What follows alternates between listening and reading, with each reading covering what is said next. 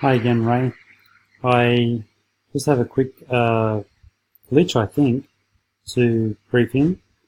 So on Facebook, if I click on a protected page and I'm not logged in, I did a restart on my computer to make sure that I definitely wasn't logged in, because I know that this menu up here has been a little bit problematic at the moment. But you can see that I'm not logged in there.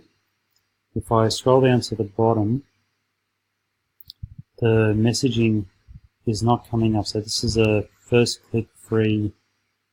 This is a protected page and that's being accessed via first click free, and the messaging isn't coming up.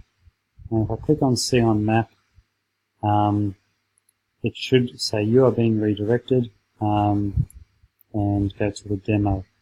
It would look the same, but it would be it would be zoomed out, the demo page. And at the moment it is zooming in on the map page as if I was logged in. So I thought it was working, but something's changed, and in any case it needs to be looked at. So I'll leave that with you. Cheers. Thanks, Ray.